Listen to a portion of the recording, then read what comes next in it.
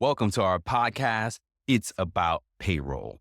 We're your hosts, Brian Escobar and Walter William Duncan III. Whether you're new to the payroll game or a seasoned veteran, we have something for you. Welcome back, folks. It's episode 140, 140 episodes deep.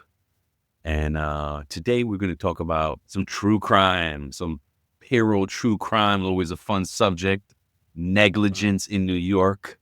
Before we get into it, what's up, Walt? What's up, man? Happy day to you. Happy day. Oh, Sister Act. What was that? It was a song from Sister Act. Oh, is it? Oh, yeah. I felt like it was religious. Something. Tied it to the movie with Whoopi. Right? Yes, that's a good one. Yeah, I think it was Sister Act too. Oh, really? That was the one with Lauryn Hill in it, right? Yeah. Oh, shoot. Yeah, man, I'm good. No complaints. I'm good. So I'm still rapping my Dolphins. Yeah, nothing wrong with that. That's all right. Hey, better luck next season. Right, you know? Yeah. What you know? What I did win on Thanksgiving. Yeah. See, winning. That's what I'm saying. Wow, that's huge, right? First time ever, right? First time we're coming to playoffs. And how many years have you been playing fantasy league? Honestly, with the same league. No, just period in general. This league is the only league I've ever been in. Okay. It's been like 5 or 6 years. Oh, okay. I thought it was longer. All right. Yeah. That's not that, but still a good long run. Yeah. How you doing?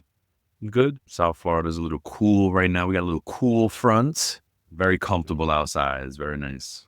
Yeah, let's get into it. We're just getting a little pay news and. So I have something a little different. I know we normally do articles. Yeah. But I did a search on Google and I wanted to see if you agreed. Start some conversation, why don't we? Yes. So search for what the top 5 characteristics of a payroll professional are. Okay. This is what Google provided, right? Okay. 1 is exceptional attention to detail. 2, strong analytical skills. 3 is excellent communication skills. 4, deep understanding of compliance regulations. And number 5 is the ability to manage multiple tasks and deadlines with accuracy. Do you feel like those are the top 5 characteristics, as said, for a payroll? Attention, the strong analytical, excellent communication, deep understanding, and the ability to manage multiple tasks and deadlines. Accuracy, essentially needed. I think one of them has got to be, and it brings me back to our days at Charter Schools USA. Grit. Great. I think the acronym grit. Oh, I don't know the acronym, but I'm just saying the word grit. Okay. To have of course, you remember the acronym part of it, just like that. Thick skin. I don't know what the right word is. Thick skin. Yeah. You got to be resilient because, right? You can't take things personal. They're good. Those are good. If you have skills, you will definitely be a good payroll person. But I think that you can't be like faint-hearted. I don't know, faint-hearted. Not for the sake of you can't be easily offended. Can't be easily offended. Yeah, you know what I'm saying? Because look, I'll tell on myself. There's been times, especially early in my career, I did get offended. Okay, I did take somebody that's coming at payroll. Yes. Like, and I get guarded. No, for real. Hey, what's up? Like, you're coming at us. You're coming like, we didn't do it. It wasn't at fault. I find myself being defensive. Yes. In my mind, I still get defensive in my mind. Like when I see something, I'll be like, we didn't do jack. Now I laugh at all. I know I'm in a good place now because my coworkers now will be like, wow, the world, things are falling apart. Brian's over there, cool hand Luke. What is it? Unfazed. So I'm like, oh, wow, look at that. In my head, I'm like, this fucking blood. Come on, man. So I've gotten to a place now where I'm calm and collective outwardly, but inside, I still get like defensive. I take it personal, but it's a flash, right? It's a flash and it goes away. And I'm like, you have those thoughts, right? You have to, you don't think of them. So let me not say it, but you have to quell or smash or stop, prevent that urge to say it in that moment. Yep. Like, I find myself there too. I'm sure other people do. Illness. Yeah. We're emotionally sometimes, and You want to protect ours and our people. Yes. But at the same time, I guess that's also the good trait about it. When you do, it's not taking it personal. It's taking ownership. It's like ownership is You're different. taking ownership of your work and your work product. And that is, well, again, you can't take it personal because there's so many things that they come at payroll for and it's not our, it have nothing to do with us. So I think, what do you think? So I think a lot of these are good characteristics. Are the top 5? Maybe I might want to take one out. I don't know which one, but like I'm thinking about the thing that you said, right? That we said all along. We said it during this podcast. You said it when I first met you. Is that I can teach you the skill. I can't teach you an attitude. Yes. Right. And it's funny you said that because I thought about that as I was reading these things. Yeah. And so that's what comes to mind is like maybe having people skills, especially in today's climate. Oh, today's climate for sure. It's more important. Or should be higher on the list than one of those. Like, but maybe it falls under excellent communication skills. Maybe people skill or whatever. Because we do need to understand compliance and be able to multitask. And that's why I said they're all good. If you have these, you will be a good payroll person. I feel like exceptional attention to detail and analytical skills, you want them the same. Oh, yeah, for sure. So I think if I had to take one out, I think you can have one of those, analytical skills, and still have that attention to detail with those analytical skills in there. And I would just replace either one of those with like people skills, not just doing people. Yes, agreed. We said soft skills are the new hard skills, right? Yeah, that's a good one. I like that. I like the good spur of conversation here. Big on LinkedIn today because that's our social network. That's our social media. That's our first go-to. Is that Paychex is rumored to be buying Paycor. Yeah, consolidating those P's. That's funny. It's funny because when Walt and I were at the Payroll Congress this past spring, somebody there was like, "Oh, the P's," and I was like, "I'm sorry, what do you mean?" And they were like, Paychex, Paycor, pay this, pay that, pay. And it's like a funny Paylocity. Yeah, there's a bunch of payroll companies that start with P. So I was like, oh, they said something like all the P's, and I was like, huh?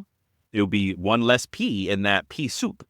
If this goes through, Paychex will be buying Pay, and all the comments were flying out there. And at the end of the day, I go back to immediate.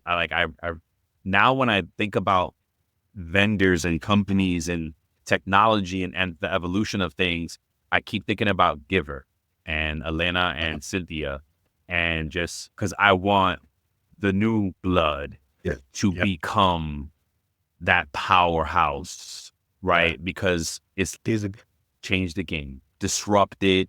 I love what Elena kept saying was like, we're going to simplify payroll, or we have already, right? They have, and it's going to be a continued evolution for sure because new problems come, so new solutions have to come.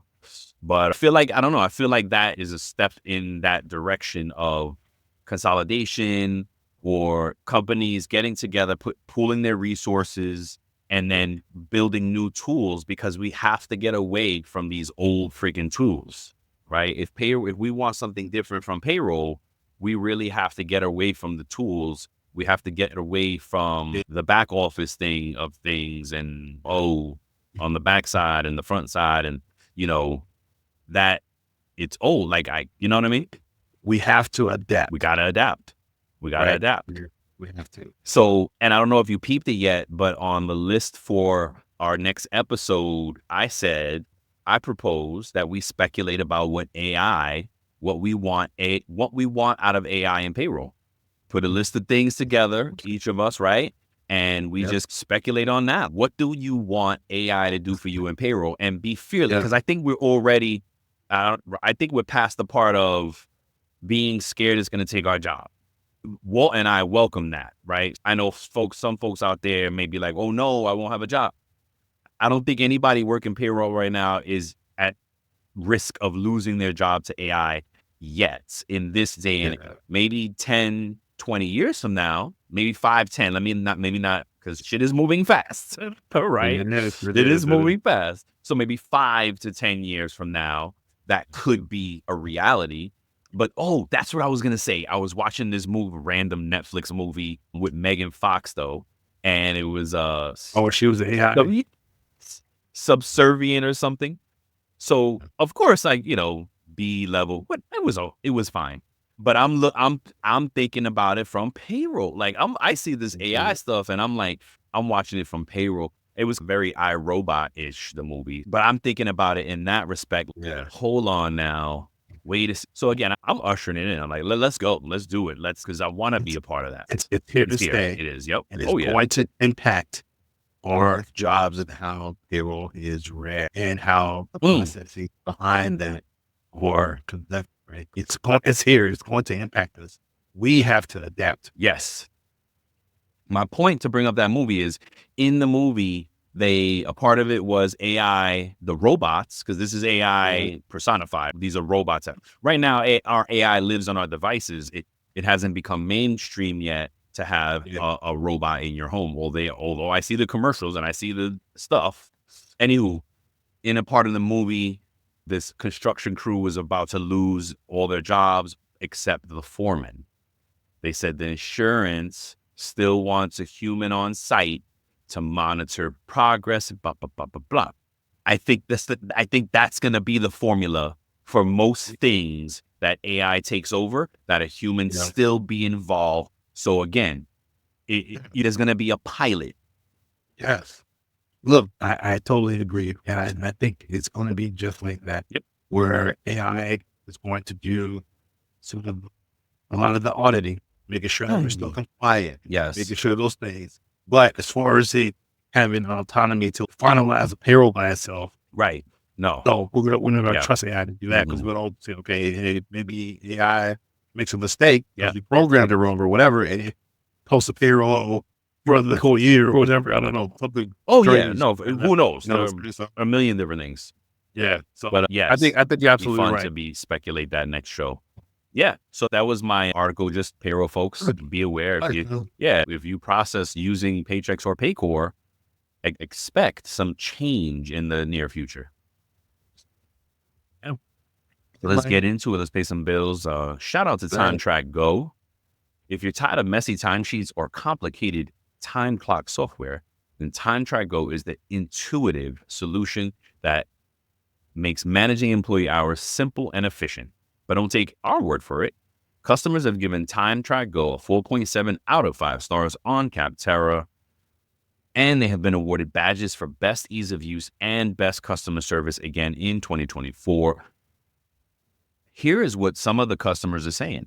Great value, best clock-in app on the market, great time clock for the modern office, intuitive and efficient, simple to use, and priced right. Everybody likes to hear that part.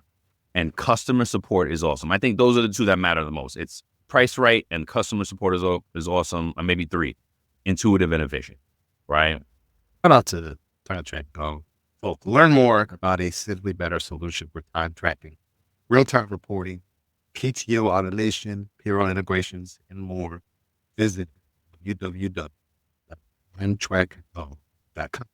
That's TIMTRAK go.com and start your 14-day free trial today. Let's go. Let's go. So today's true crime. Man, I had fun reading through these. Thank you, as always, for procuring our true crime cases and articles and things that people are running amok. So share. You want to split it up somehow? Yes. Why don't you do this? You want to start off with the case overview and then do the absolutely takeaways and prevention? Absolutely. Fittingly, New York man, not a Florida man this time. New York man pleaded guilty to employment tax crimes. He failed to collect and pay overemployment taxes from the wages of his company's employees. This resulted in significant tax losses for the government, of course. According to court documents and statements made in court, Victor Aguayo of Nassau County was owner and president of Mabel Interior Design Inc., an interior painting business in Westbury, New York. I know it well. Aguayo was responsible for withholding Social Security, Medicare, federal, the norm, from employee wages, payroll taxes, and reporting those wages and paying those withheld taxes to the IRS on a quarterly basis. Instead, Aguayo paid his employees approximately $3.6 million in cash wages, but did not withhold or pay taxes from those wages. In addition, he caused false quarterly tax returns to be filed that did not report those cash wages. And as a result, Aguayo caused the tax loss of $545,000 and $543,000 basically.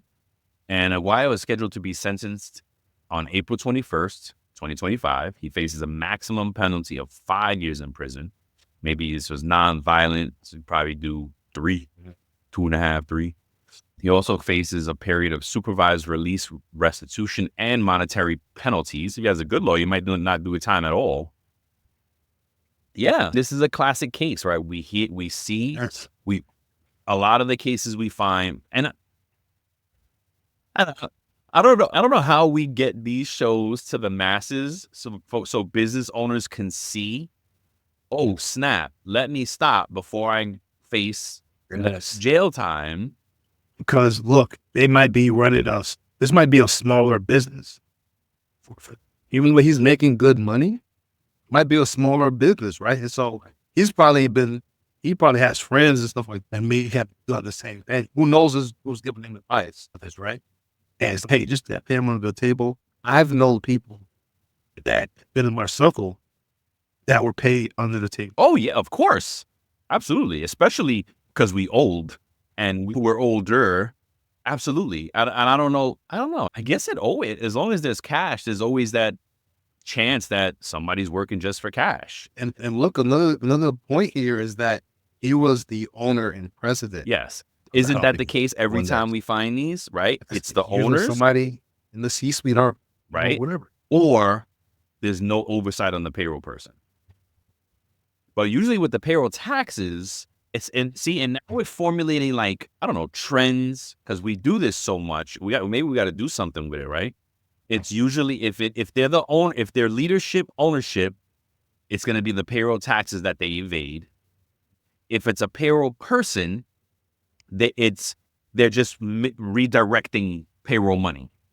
They're not so much evading payroll taxes. They're just like creating a ghost employee, skimming somewhere from the creating some data up and phantom data, cash right. They're finagling they're messing with the data because somebody's doing everything. So it's that pattern. And we really got to find a way to get these episodes out to the masses because business owners need to be aware, like, stop what you're doing. If you're doing this, right? And look, you're right. It might be ignorance, right? Not willful ignorance, but just, hey, I just don't know. I've been doing this. I didn't think it was a problem or whatever. And I've been like, look, I just thought I was avoiding out of it. I thought I was saving some money, blah, blah, blah. I am reporting some, blah, blah, blah. But all right, give us some of the key takeaways here and the solutions.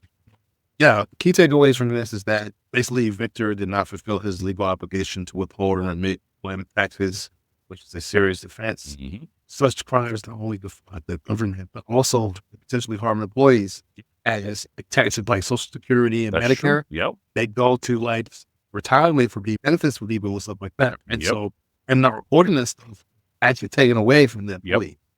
And a lot of people didn't think about that. He thought he was doing good. I'm paying him cash, not taxing him, but I'm actually harming them in the end. Yeah. So some prevention strategies here. What the last episode we did is the importance of regular audits and payroll. That's the one here. Yep. Regular audit. Conduct regular audits, payroll processes to ensure compliance. That's number 2 is training and educating. You said it a little bit. Just a couple of them. How do we get this out to the masses? Yep. How can we train them to educate these business owners and these staff to understand the compliance pieces of this and make sure that they're not doing anything illegal and not committing fraud. Yeah. Yeah. Number 3, automating system. Using automated payroll system to ensure accurate calculations and timely remits of tax. Number 4, separation of duties. Yeah. Having that oversight. Yes. So having those checks and balances in place. Yep. By submitting, one person does this thing, forwarding does the other part. And same thing. Number 5, externally oversight. Has external auditors or consultants review your payroll practices and your information regularly. And so by implementing these strategies, you can significantly, a business can significantly reduce the risk of payroll tax fraud. I think the last 2 are really important. The separation of duties, they're all important. But I think what pops out at to me is because it's temptation, right? Like we say all the time, it comes down to, especially in this case where the business owner is the one, it comes down to that temptation piece. And it's like, I would love to help a new business owner understand, separate this task, and you're separating the temptation of, because you may do it every now, and it may become addictive where you're like, you know what? All I got to do is hold back a $10,000 right here. I'm going to report 40, not 50. And then, oh, wow, maybe some time goes by. Oh, man, nobody ever said anything about that $10,000 that I held back. That really helped me out in my life. I'm going to do it again. And that's where you get caught up in it. Some of these folks, like you always say, you got to give people grace. You don't know what they're going through. Maybe that could be it. But if you come out the gate as a business owner and you right away get like a Valor payroll, get Christina on your team, right? To process your payroll. So that, shout out to Valor. What's that? So get us on your team. Or us. We can help guide you there. And it could be just a separate person. You don't even have to outsource it. Do a separate person that, you know what, I'm going to do this. Especially in our case, like we're business partner. Look, Walt, you're going to figure out what everybody gets paid. I am going to get it all paid and filed away. You don't have access to do that, but you need to true up the gross, and I'll break it down to the net, or vice versa. So that is an easy separation of duty. And then neither one of us are ever going to feel like, oh, wait, I'm going to do this and do that. You checks and balances, right? Yeah. Let me ask you this. Let me throw this question in here. I know this is the extra question that we didn't have, but do you feel that there's a difference? Obviously, there's a difference when I ask you this. There's a difference between guarding a process and not letting anybody be privy to that data, which may be justified or may not, versus separation of duty, right? When I mean guarding something, is I work for someone didn't teach me certain things. Oh, yeah. Purpose. Oh, So it was guarding that part of the process.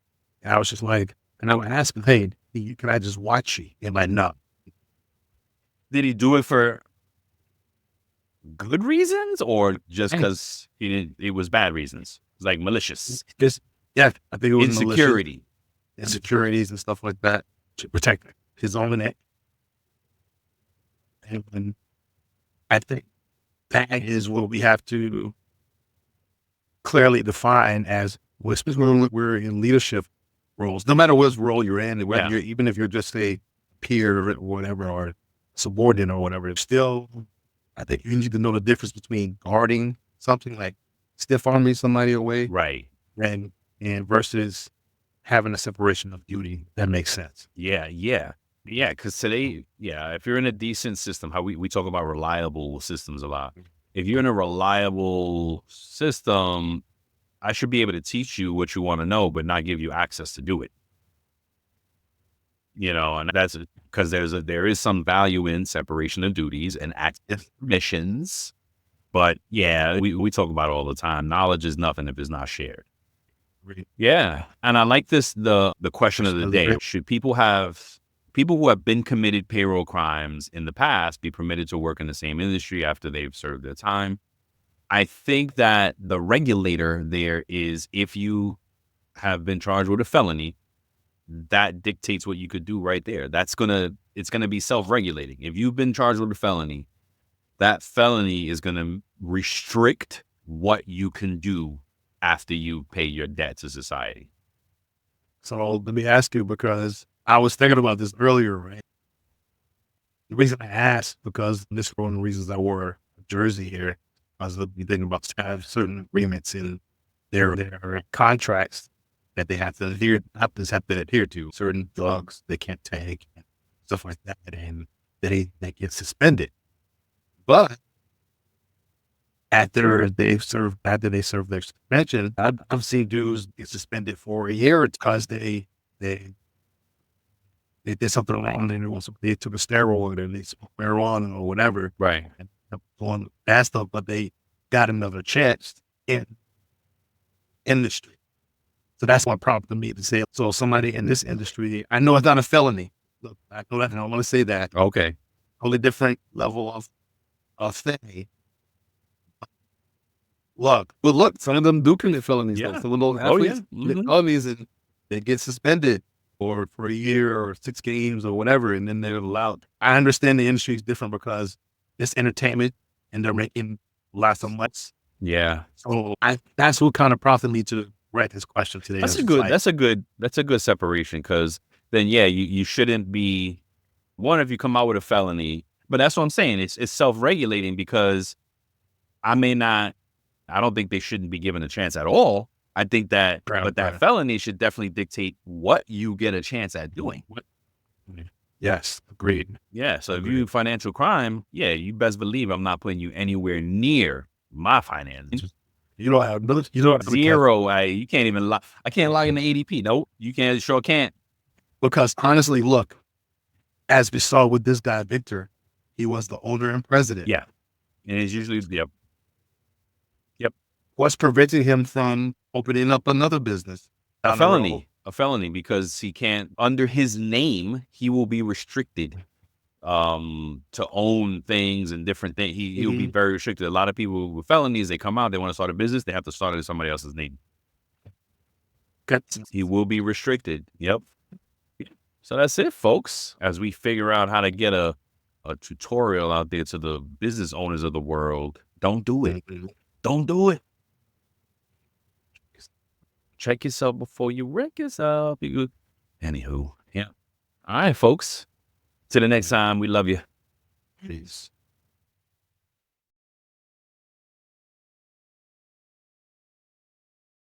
Before we sign off, here are a couple quick things. Don't forget to follow It's About Payroll on LinkedIn, and It's About Your Paycheck on Facebook and TikTok. Thank you for being part of our payroll community, and thank you for being a part of this journey with us. Until the next time, keep learning, keep growing, and most importantly, keep going.